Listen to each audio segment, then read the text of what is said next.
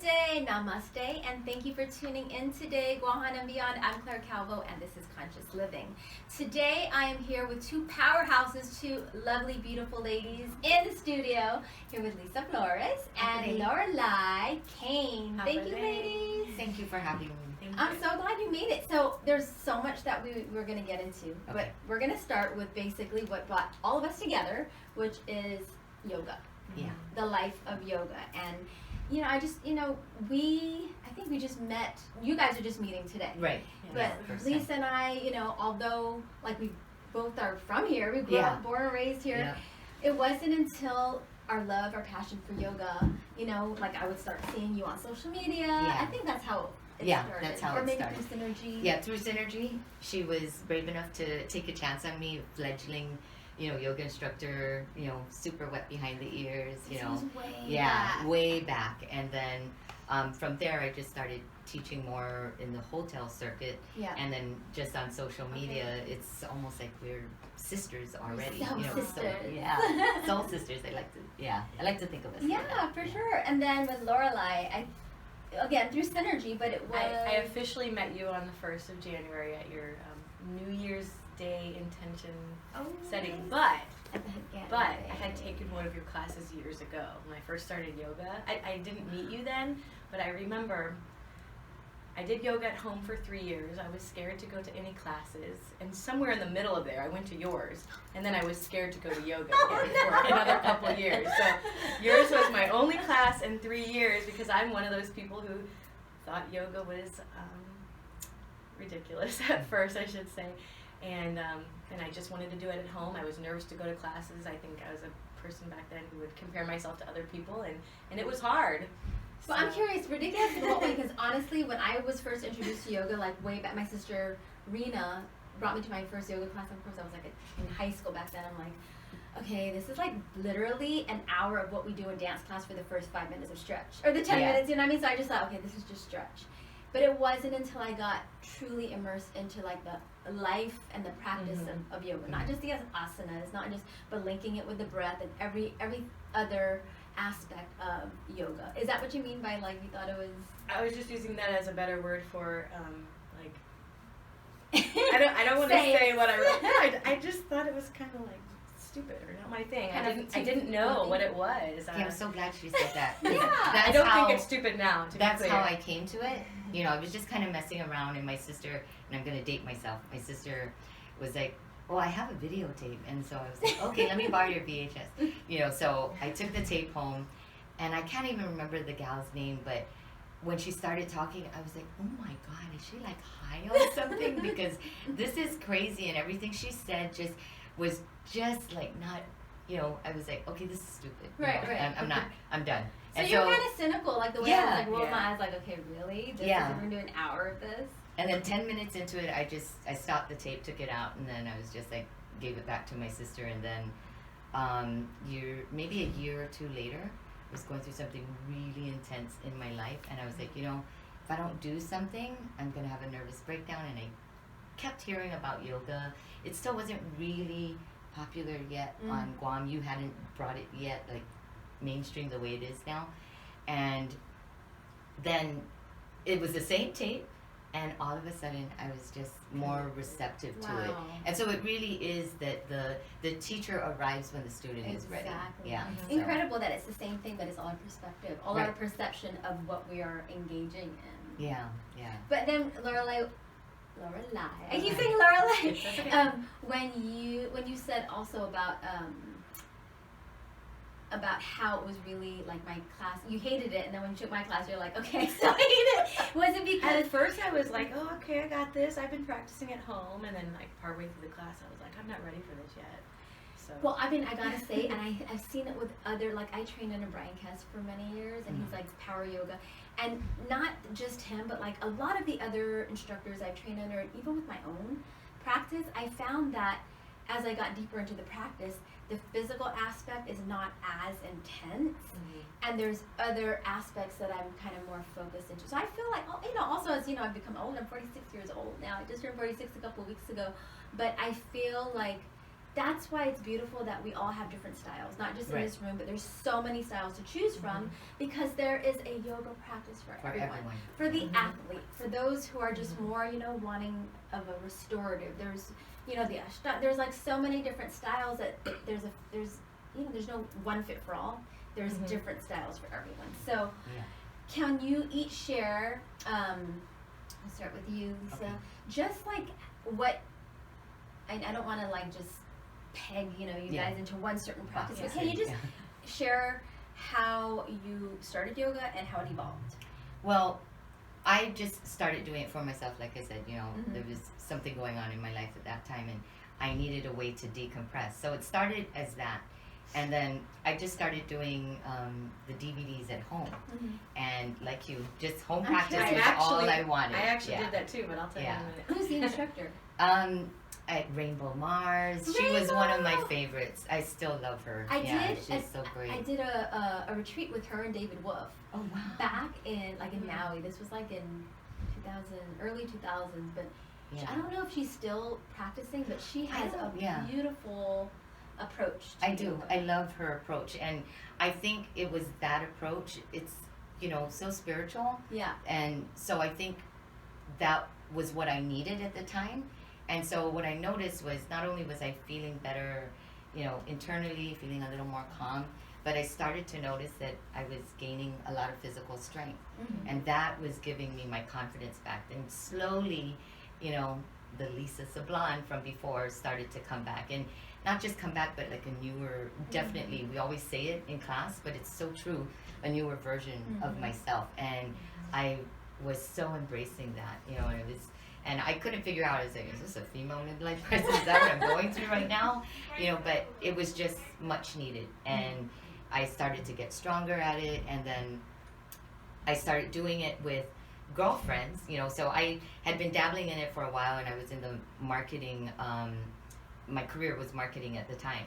And so I was doing sales at different publications, different media outlets. And so I finally, I was at work one day, and I was talking about it with my girlfriends and my coworkers, and they're like, okay, can we start doing it after work? So I was like, okay, cool.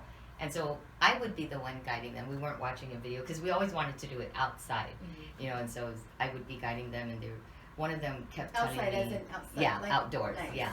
So one of my girlfriends was saying, God, you have such a gift for this, and she was like, why don't you teach public classes? And I was like, oh no, I'm not certified, so none of you better sue me, okay, because I'm not certified. And then I was like, and they were like, God, you gotta try. And then I had quit the marketing arena, and I was like, okay, if I'm gonna do this, then I gotta do it. Yeah, I gotta go all in. But prior to that happening, I had gotten the flu, and so I was homebound for like 3-4 weeks. Couldn't really do anything, and I had actually bought an online class, and so all the books were sent to me, and so the training. Yeah, the training, all the books and everything, the DVDs for anatomy and all that. And so I was like, okay, I started reading it, but I put it away, and I had it already for 3 months. And so I was like, okay, well, I'm not doing anything. Cabin fever was setting in, and so it was like, from having the flu, still coughing and all that, I was like, okay, I can't do anything but stay home. So I started to study my books and everything, and within 2 weeks I was ready to take the test. And so I took the written test, and I did well, and then I had to send in a video of myself teaching. So I borrowed my sister, my sister Catherine, and so she was my student, and so we did the video. That was where I was nervous, because you don't know what they're going to be, judging you on or grading you on. Yeah, exactly. And so, and I wasn't there to defend myself, right. or anything like that. So it came back, and I had aced that too. And so I was like, okay, I'm certified, and I was like, okay, now what do I do with this? And so I just started going out there and seeing who needed yoga instructors and who was really willing to take a risk on someone that was teaching for the first time. And it's so nerve-wracking, the very first class that you're teaching, and then every new class, whether it's at a conference or something like the seminar, it's still nerve-wracking, but I love it. And I just was like, okay. And I think over the years what's happened is I've developed my approach in my practice is more soulful. So there's a lot of spiritual stuff, just like that gal that I was like, oh my God, is she high? So a lot of times in classes, I might sound like I'm a little bit high, you know, and it's like, you know, and it's funny, but that's how it started for me. And so, and what my practice, not just my own personal, but in teaching, what it's evolved into is more mindful movement. So I move really slowly, and I do a lot of the anatomy check-in, but I also want them to feel it, because when you're giving cues, there's like so much of the intellectualization of it, right. you know, so, okay, I gotta do this, I gotta put my hand where, my spine has to be where, you know, that kind of thing. And that's the thing with yoga. I mean, because I've taught like dance and like other kind of like fitness classes for years, you know, for like, God, I'm really gonna date myself, over 25 years. And with that, it's, you know, you're all left brain, right? So it's like you're whether you're mirroring them, you memorize the choreography, the routine, whatever. It's just like follow me, 5, 6, 7, 8. Everything is just structured, right? Right. But when you teach a yoga class, you're coming more from a heart space than you are from your, you know. So it's that balance of still making sure you're giving them adequate, efficient information, but at the same time, it's coming from more right brain, heart space. You know, especially if it's a practice that's not like Ashtanga or Bikram, where it is already set. Yes. So, and how incredible, like, it's amazing, like how you said, you put all the training material aside, and God or the universe or whatever you want to call the divine, it was like, hits okay, me with the flu. Exactly, like, okay, really? You're not going to stay home? Doing your studying, This is going to keep you home Yep. and train for this. Yeah, and I really wasn't, I would crack the book open every now and then, it's like, you know, and I put it aside, and then when that happened, you know, like I said, cabin fever set in, and I needed to do something, keep myself busy, but I still needed to take care of myself as well. So I was like, okay, this is the thing I'm going to do. But how do you feel like it has, I mean, I know it's such a loaded question. How do you feel it has transformed you as a woman, as a human? I think for me, it's like, are we allowed to curse on this? Okay. Everything except the F word. Well, it's allowed me to own my shit, you know, seriously. And, you know, growing up here on Guam and in the Catholic faith, there's a lot of guilt, right? There's a lot of guilt that we hold on to. And so what I was doing was I was in denial of all my own crap, you know? And so it was like, because I always felt like, you know, I'm very good to everybody. Because my whole thing was I really do want others to treat me the way I would treat them, you know, and then when someone didn't do it that way, I would feel really hurt, you know, and so it's like, then I'd act out and not realize that as I'm hurting somebody else, you know, and so the people who were really good at pointing out, you know, my BS were my children, you know, my children and my husband, and it irked me, and I would be so upset about it, but then through the yoga practice, I'd still be upset because the truth hurts, right? So I'd still be upset about it, but then I'd take a breath and I'd go away for a minute and I'd think about what they said and I'd be like, okay, be honest, you know, with yourself. Are they right? And you're, okay, yeah, they're right about this, maybe not this. And so I'll go back to them and I'll have a dialogue with them and I'll be like, okay, this is why I said this. It's not right that I said this one thing, you know, and I said, and I'm sorry for that. This is why I said this, you know, it was a reaction and I shouldn't be reacting. You know, I said, you know, I'm willing to hear what you have to say. It's going to hurt me at first and I'm going to react a certain way. And I said, I'm really working on that, you know, that kind of thing. And so that's how it started because I've always been ultra sensitive. In my family, I'm known as the one that's you know, oh, she's super sensitive. Don't say this to her. Don't, you know, she's going to cry. She's going to get upset, you know, that kind of thing. And I didn't want to be approached that way anymore. I wanted people to feel like they walking on eggshells almost. Yeah, because I knew how that felt too, to be doing that myself, walking on eggshells. Yeah. Well, it's interesting that you talk about like how your husband and your children really are the ones to reflect on you, like your ship. Yeah. For me, I mean, I felt like with yoga, you know, people come to a yoga practice thinking it's going to de-stress, it's going to like bring, you know, equanimity and like balance, and you know, it's a great effect. But for me, like, I'll be in there for the session, whether I'm teaching it or taking it, and I'm like, I feel it.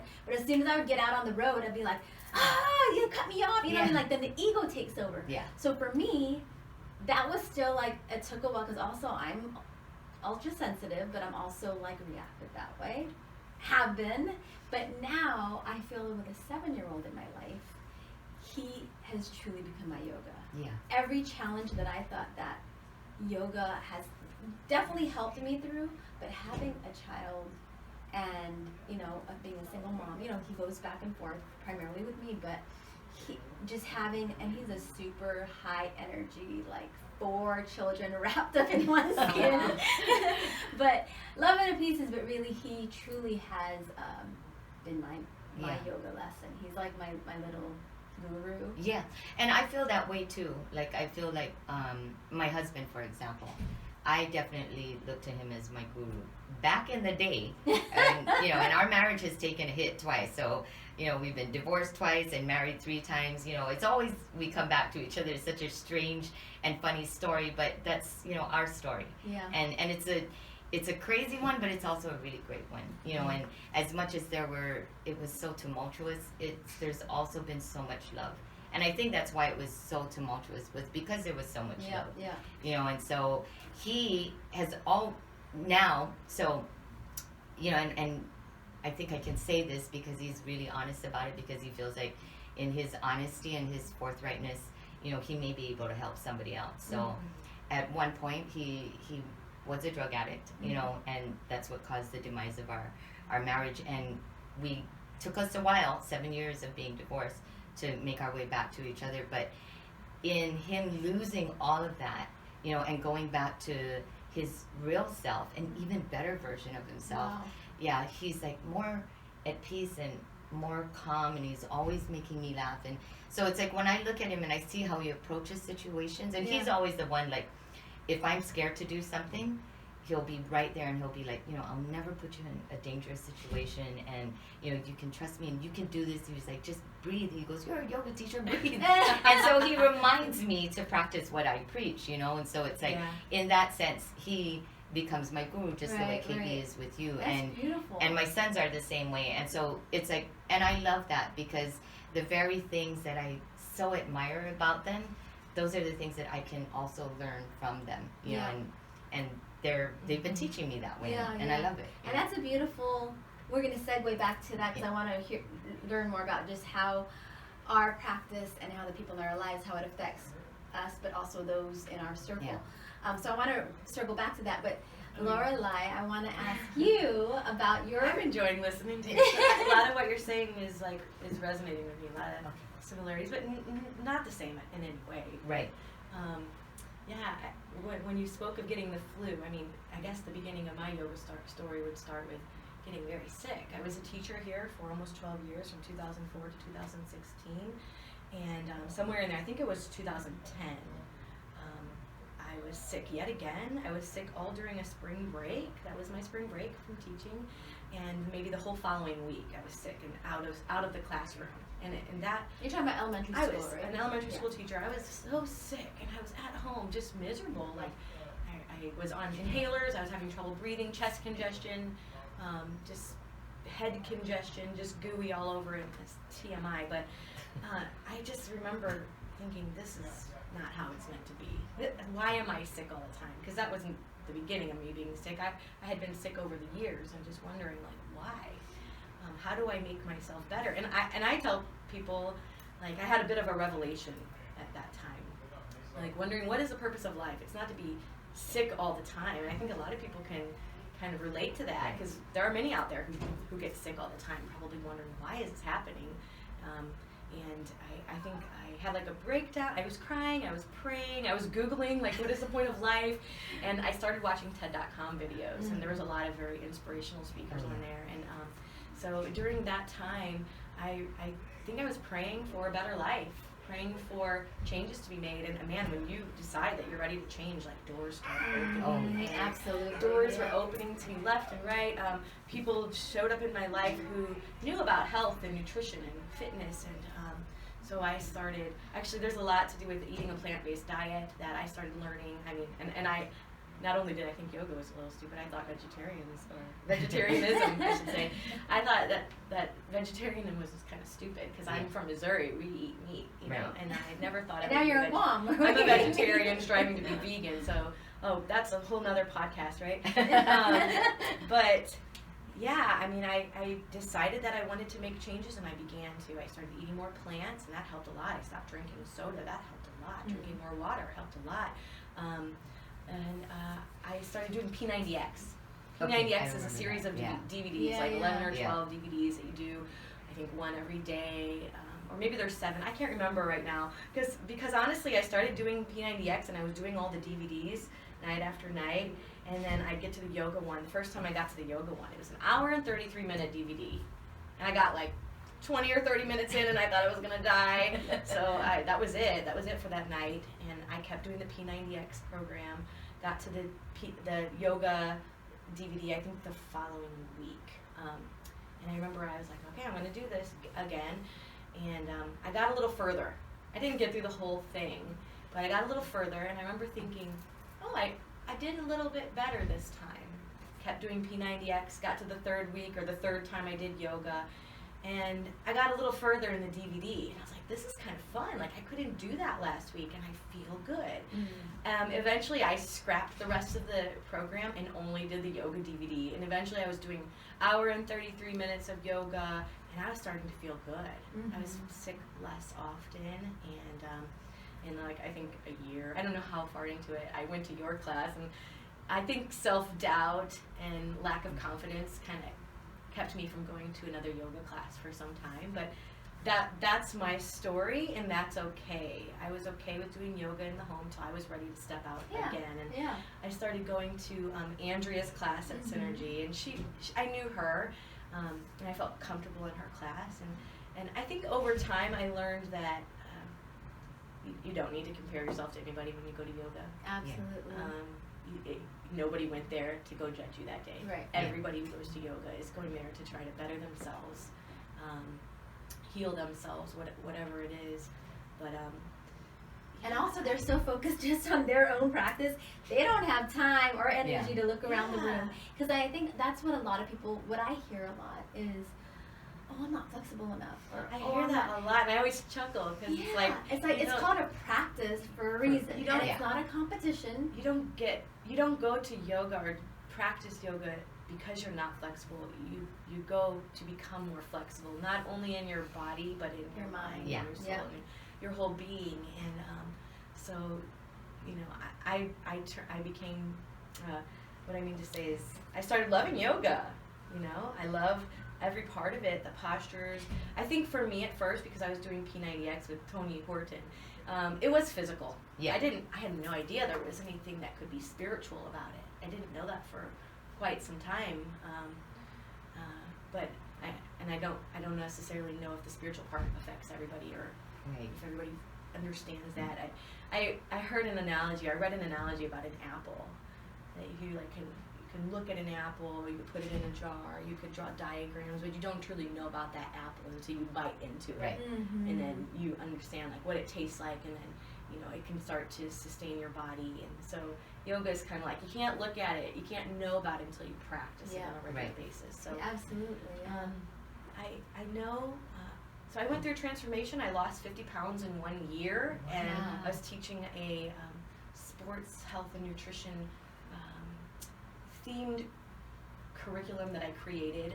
I was teaching GATE at the time, and my students literally watched me lose weight as I was talking about how to be more nutritious. And that is. That's beautiful. So that was life changing for me, and I know somewhere around there, sometime after that, I started having this idea that I would love to bring yoga into the elementary school classrooms of Guam, specifically the public schools, specifically the elementary schools, because not only, I have a dream to do that, not only for the students, but for the teachers as well. Because after 12 years of teaching here, almost 12 years, I was ready for a break. I moved to California for 3 years, but I was tired. Teaching is a lot of work. It is very rewarding work, and I love it. I wasn't burnt out, I wouldn't say that, but I was ready for a break. And I remember telling, I think it was Andrea, I'd like to go to California and get certified to teach yoga. And I didn't know at that time that I'd ever make it back to Guam. But here I am, back here, and I feel like maybe a step closer to that dream.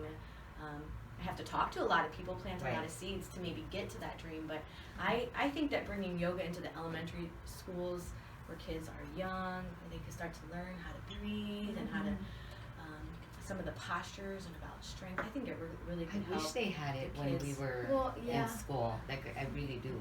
Well, when we were in school, I mean, there's so many different reasons why it would be important to have in the elementary school system, in all school, but especially elementary. But aside from the fact that we actually had PE, we had physical education. They don't. I don't think it's part of the program right now. Because I remember when they don't have PE in schools. Not in public school, elementary. Well, what I remember back in, because one of my sisters was a teacher for many years, for 20-some years at Timoney Elementary. So when I moved back here, I would go there and just volunteer, teach them kids Zumba or dance, kids yoga, and then up till now, every so often I'll just go to the different schools, and it's incredible to see how, of course, for me, dance and yoga, both of them just seem, just their spirits light up, and just the centeredness and their true spirit really just like wanting to engage in that way with themselves, but also like each other, and their curiosity about it all. And also to just fuel that all their energy into something positive. I have to do a little shout out to my sister, because my sister teaches at Mauricio Elementary School, and every Friday there's a lady, Annie, who comes in and teaches Zumba for. She does 2 sessions, I think, I want to say about 30 minutes each of Zumba for the kids. And I went last Friday, and I turned around and I was watching the kids, and they were into it. They were engaged, and I was thinking, like, that would be really neat to do. My passion is yoga. I like Zumba too, but that's her passion, and she's doing her thing, and she's bringing it to the schools, and just the idea of bringing yoga to the schools. And what I wanted to say was, I'd like to bring it not only to the students if possible, but to the elementary school teachers, those who are receptive. I can't imagine that all teachers on Guam are going to want to teach yoga to their kids, but to be able to step into a classroom and just provide them with a tool that they could use on days where it's hard for the teacher, because I know that days can be hard for a teacher, where the teacher's getting stressed out or there's a lot of behavior issues, to be able to put the kids in Savasana, or just say, we're going to all do tree pose for a couple minutes, and like recenter and breathe for a couple minutes, could really be a good tool for the teachers who are open to that to use in their classrooms. And I think we need it more now with the way technology is going, and kids are on their electronics. I like 2-year-olds know how to use those things, and it just blows my mind. So I think, for it to happen that way, like for you to bring something more physical back to the classroom environment, that's amazing. Because like my son and his wife, their whole thing, so for Christmas, right, it was like no toys, no gifts, and I'm like, dude, I'm their grandmother. I want to be able to spoil them. And he was like, no, what we're trying to do is we're trying to do experience-based gifts. And so I said, okay. So I went and bought them, membership at one of the botanical gardens near their area, and so they can go at any time they want. And I told them, I said, the walking trails there are beautiful, and so you guys would have a good time. My granddaughter loves to read. I said she could read in a little private corner. I said, so, and I thought it was a brilliant idea, and they don't allow them to be on tablets and things like that. So they're allowed on that only like when they're traveling or something like that, like long road trips. Wow. I've heard stories like this more and more, where families want experiences and less things, less materialism, more minimalism, and life experiences. And so I can't help but say that, here on Guam or anywhere really, a yoga membership or a membership to a yoga studio would be a great experience. Hello, that's why when it comes to Drag November, December, we're like, stocking stuffers, synergy gift certificates. Well, I was trying to make it so that my son and my daughter-in-law would go. So it's like, I know that they definitely do that, for them, at least to the park, or to the garden. Yeah, and so I've had a little bit of experience teaching kids yoga in California, and I hope to do that here too. We'll see. But I also kind of want to talk about those people who kind of want to do it, or don't really want. Maybe they don't want to do it, or they don't know how to make themselves go do the yoga. Maybe people like me who've been embarrassed in their bodies or embarrassed to Right. go put on the yoga clothes and go out there. Like, I want to speak to that for just a moment. Yeah. Like, Yeah. and just take this opportunity to say, go do it. Just do it. Don't worry about the outer shell, because, that'll start to wear, and you get to find out who you really are, who you really want to be. And I think that's a big part of what yoga is. Yeah. Finding out. But I think also how you said you started with DVDs, VHSs, Right. and whatnot. Even me. You started. I think that's 3 what years. it takes. It's great that we have, on one hand, to have our tablets and whatnot. It's how we use it.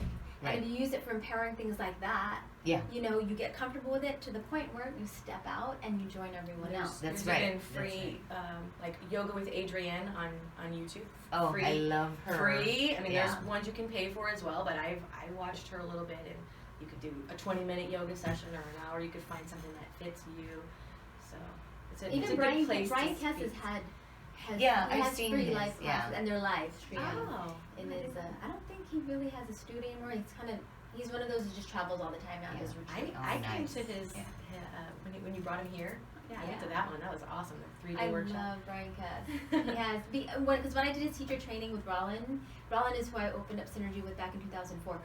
We flew him back here 2 times, and but when we did his teacher training, it was 3.5 weeks in Tulum, Mexico, in this incredible nice. we were like on a beach, like in the middle of nowhere, like clothing optional type place. Yeah. It was truly just living just like Naturally. in nature, part of nature. But what I really appreciate about his training is, of course, he's very, Ashtanga based and Vinyasa flow, but, he coined the power yoga. But it was also, he invited other instructors from Iyengar tradition, it was Iyengar, and then of course we did a lot of the kirtan, those who are more into the spiritual realm of bringing chanting and the bhajan. So it was so many different types of yoga that he incorporated together with, of course, the basics of what we all learned with learning the Sanskrit and the physiological, all the different aspects, but all the different styles as well. So I really appreciated that. I want to swing back around to what you were talking about earlier about relationships. Right. So, how do you? We'll go with Lisa and then Lorelei. About how you feel, like when you started doing yoga, because when we first opened back in 2004, it was a much smaller population who really came and embraced yoga. It was a small circle, but it was a strong, small circle. But we also got from the other end, we're hearing, I would hear things like, are you trying to convert people into Hinduism or Buddhism? There were these misconceptions of it, coming from more of the theological or religious end. Right. And so, just breaking through that and explaining that there are spiritual aspects to it, to certain classes. Not everyone really gets into the spiritual aspect, but it's not per se, a religion. Yeah. But it is, there's a spiritual component to it. Yeah. So, but now, of course, it's a lot more well accepted. I mean, it was even to the point where the Sisters of Mercy, I was teaching them for a while, chair yoga, seated yoga at the convent at Oka. Nice, yeah. So, I mean, when you see that it's embraced this much more now, but more of like our personal relationships, how do you feel it has affected, not just yoga, but everything else, not just the yoga practice, but just the lifestyle. Because even like the other thing that's I think kind of go hand in hand with yoga, but the whole ahimsa, like for many years I didn't eat meat, or I was vegetarian and vegan for many years, and that affected some of my relationships. Like some friends in my life literally told me straight out, like even when I was living in LA, I don't know what you're going through, but it's a little too fairy for you, for me. So there was a friend who literally broke away from me for like over a year. And so how, the positives are what the seemingly positive and negatives, how has this kind of lifestyle affected your relationships? Well, I can relate to that because I did try vegetarianism, and I had actually lost so much weight, and my sons were starting to worry. So when I started to eat meat again, and I started to eat meat again just because they were asking me, and so I tried not to do red meat, but more of like the chickens and turkeys and that kind of stuff, and fish. And so, but they were like, oh mom, you're losing too much weight, and you don't look healthy. And so I was like, okay, you know, because I didn't want them worrying about me.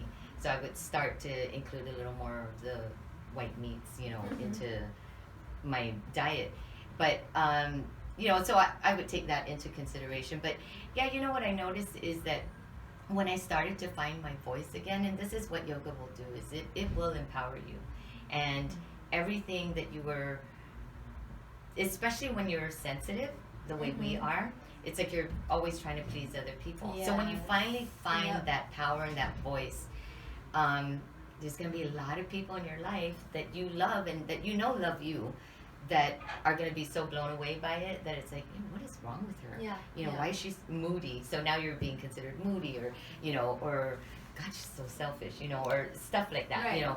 So that will happen. And nobody, you know, like in my my immediate family and with my sons, and, you know, that was never the thing that was said to me, you know, but I could feel that, you know, if my saying no to something was like, you know, it's that kind of thing, you know, and it's like they won't, exactly, you know, so it's like, so you'll see that, you know, that might put a strain, but I think for me it was like, what I would do is I would just communicate. I got better and better at communicating and saying that, you know, I need to take care of myself, and so this is what I've got to do first, you know, and it's hard for some people to accept that, you know, without looking at it as you being selfish. But, you know, when they really love you, they'll get on board. You know, they'll start to see the benefits of it, especially when they see that, okay, I can see why she's doing it. And you know what? She's a lot stronger. She's a lot more confident. And you know what? I'm proud of her. And then, you know, it comes back around. And they're like, okay. But yeah, you're totally right. Because that's the thing about change. It's not comfortable. And it's not just for you. People around you, when they see you changing and having a different outlook in life, or having just a different, just changing.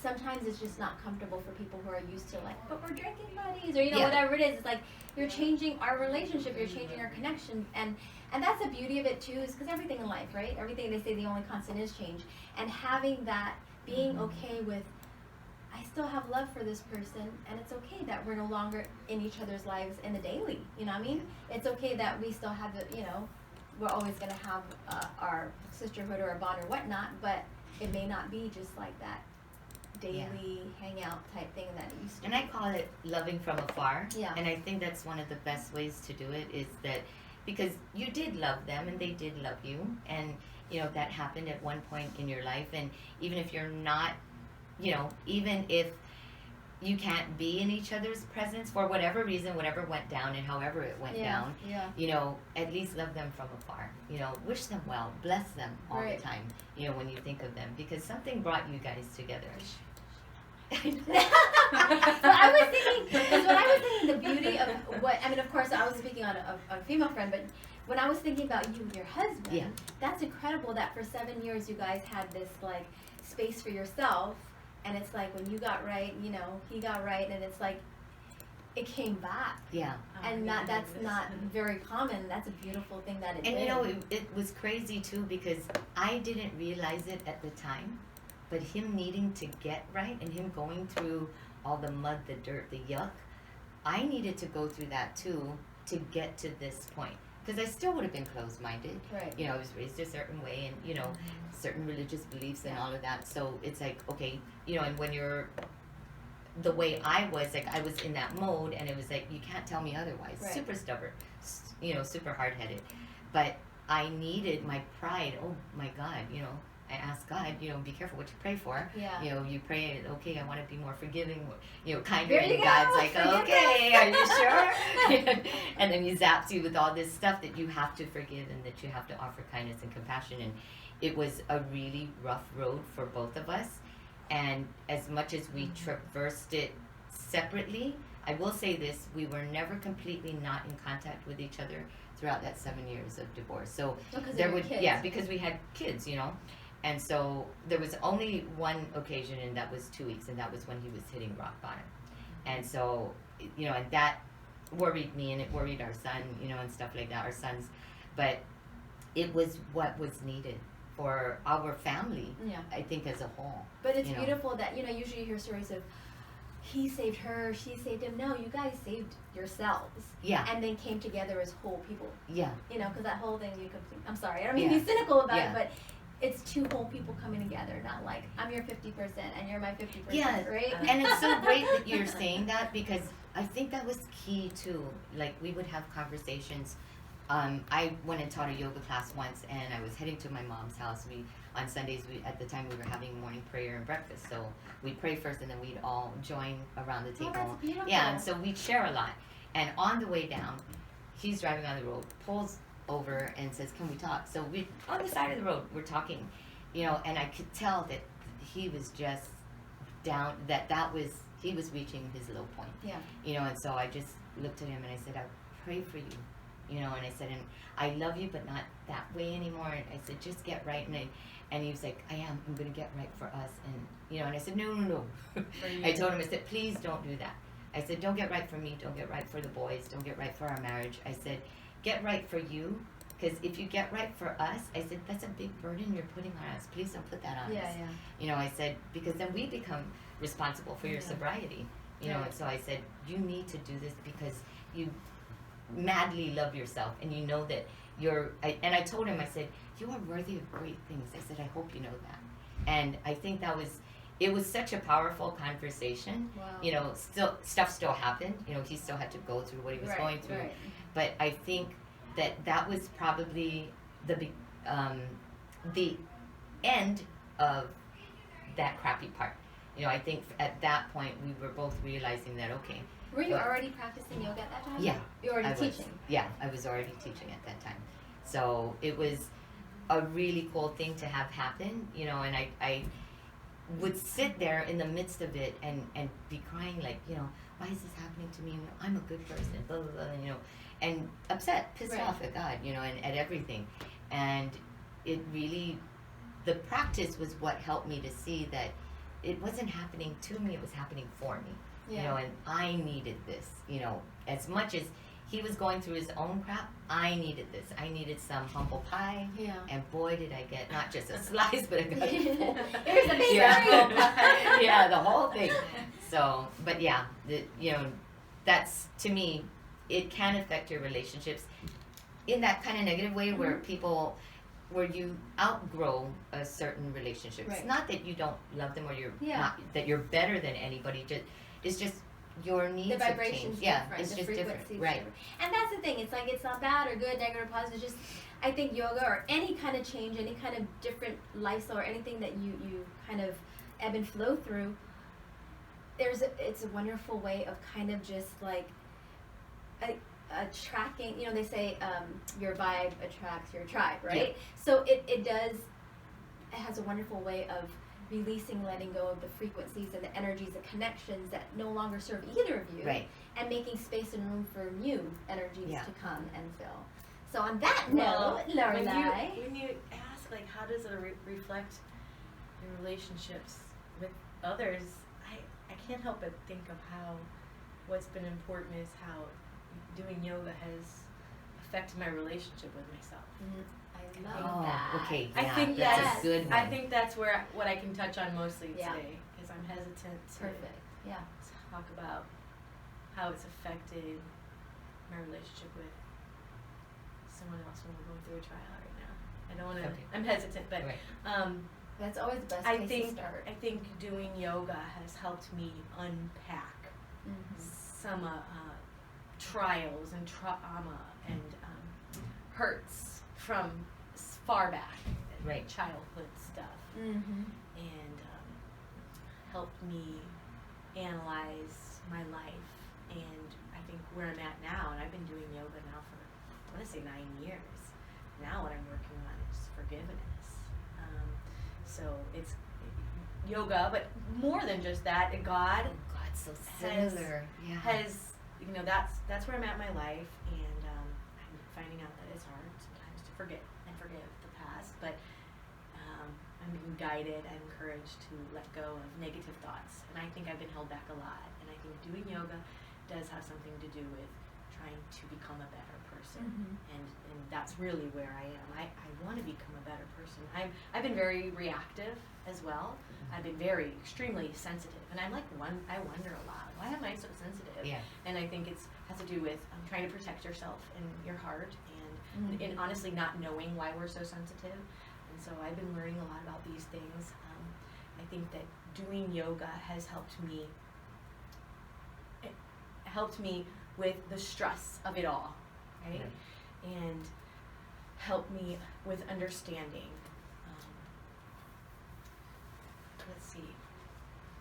When I don't do yoga for some time, I feel like kind of all over the place and not centered, not as focused. So there's been times the past couple years with becoming pregnant, moving from Guam, first of all, going through some family stuff, becoming pregnant, having a baby, a job loss in the family, a death in the family,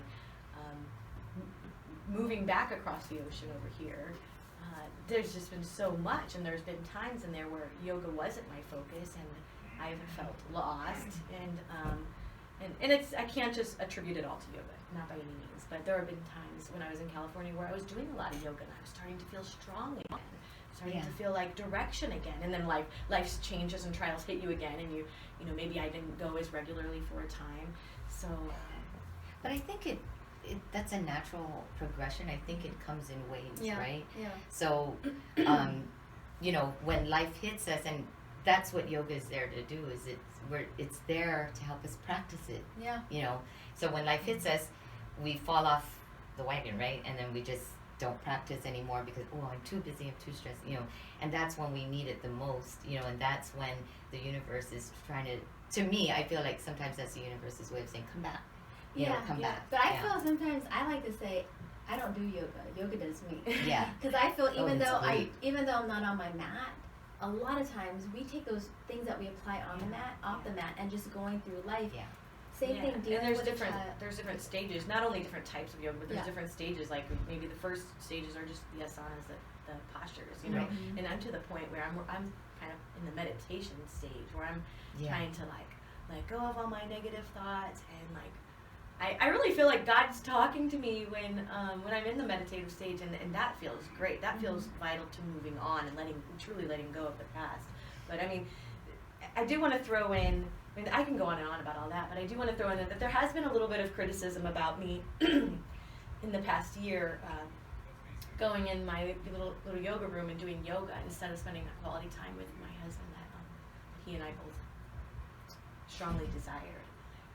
It's because after a long day with baby, and trying to figure out balance with emotions and life with baby and life changes, I felt like before I could really have a good quality conversation with him that I needed to take some time for myself that day and do some winding down and stretching so that I could be more present for him. And he said at the same time as me, and you know, when he threw that at me recently, that, you know, I would go do yoga instead of spending time, but it was just a time in my life where I was trying to create some balance, and I did actually want to go sit on the couch and talk and have that time with him, and I didn't intend to make him mad with that, you know. I'm nervous to go on and on about that because I don't want to say anything. But that word balance, and I have to say that in going through what I went through too, I think it was, you know, you're trying to. There's a little balance game definitely that goes on. So in taking care of yourself and then knowing that there are needs of other people that you love and still having, so it was like, okay, so how do I find that balance between my voice, standing up for myself, and still being a little bit kinder, because some of it was coming off pretty kind of harsh. Like, it was like, well, you know, I'm standing my ground and this is what yoga is teaching me. Well, it didn't need to teach me to be, you know, flexible. Right, you know, so it's like I didn't have to carry, and that was balance for sure. It was trying to find that part of me, still taking care of me, and then still offering, you know, when I was able to, when my cup was finally full, you know, then letting that overflow into my life and with my loved ones. But it is a balance game, and, you know, honestly, like, don't beat yourself up for it, because it is hard to do, you know, but it comes in, And that's how I like to end my yoga classes.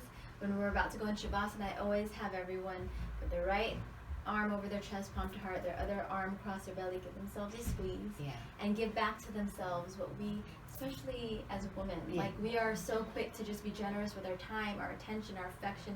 We give, and it's like, it's got to come from the overflow. We got to give to ourselves first, that attention, affection, appreciation, and love, and let it flow out. Because a lot of times I find myself getting irritated, like doing everything, and it's because that's my choosing to do this and that, this for KBB here, split myself in three pieces and be at all these different things, when it's like, wait, I'm accountable for that because I said I was going to do all this, but I have to recharge, and whatever our recharge is, right? Whether it's going doing asanas, whether it's going for a run, whatever it is, but starting first with us. And we got to wrap it up soon, but I want this to be the segue into what we're all going to be doing for ourselves, but also sharing for everyone who will be coming to the Soulcation, Full Moon Soulcation 2020. That's going to happen on the 8th and 9th. So I'm excited to have you guys there. And can you share a little bit, just little bit, because how much time do we have, Uncle Kin? Taza? You're past. Oh, we're past. Oh, we're past. Okay, so just share, what is your practice and what you're going to provide and at the Soulcation 2020. It's going to be February 8th and 9th at Retidian Eco Beach Resort. We're so excited. It's glamping, food provided by Fu'una Cultures, plant-based cuisine. These two lovely ladies will be teaching, say it. I was going to make it a surprise, but it's Kula or community style yoga. So supporting each other. So it's, I love it. we're doing it in support of each other. So it's, we get together and we're, all in a circle, and what we're going to do is we're going to trust ourselves and our strength to hold up other people, but we're also, it's that whole receiving and giving, right? But we're also trusting other people and their strengths to hold us up. Did she just say trust? Yeah. That's a big issue. That's a big thing.